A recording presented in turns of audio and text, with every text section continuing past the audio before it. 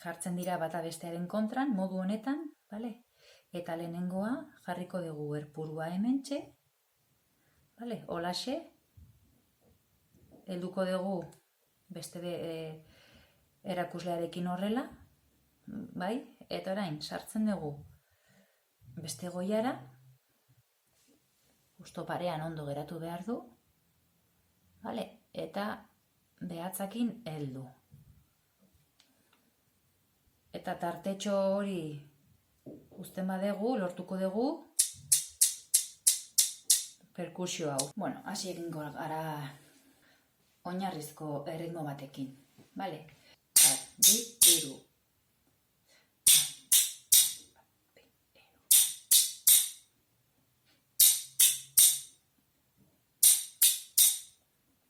Bale. Bigarren erritmoa.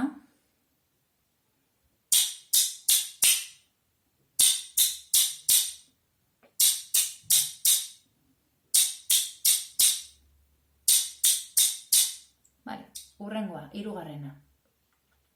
Hau bezalakoa, baina variazio txiki batekin.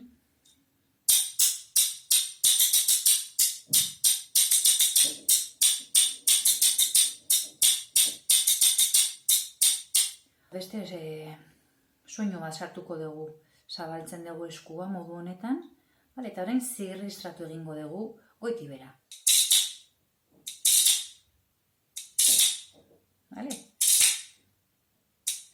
Hau da, lortu behar dugun soinua. Lortzen dugunean, egin dezakegu erritmo hau. Bat, bi, hiru.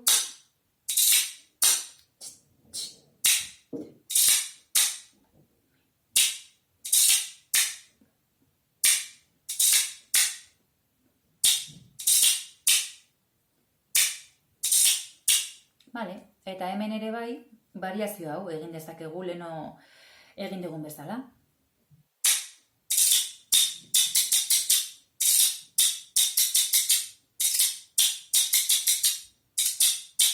Venga, beste bat. Egingo dugu, hau, bale? Hauxe. Pixka bat, bale? Helduko dugu hau, eta hemen poliki saiatzen naiz egiten. Hau da,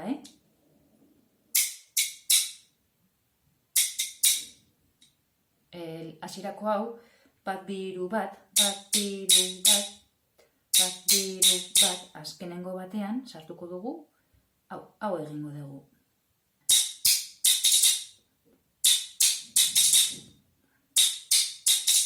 Bale, eta hemen ere bai, variazioa sartu ezakegu.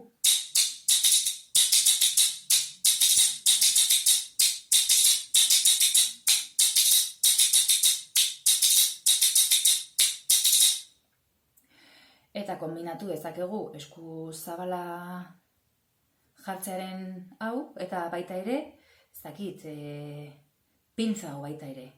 Bale, aber ateratzen zaidan izango litzake.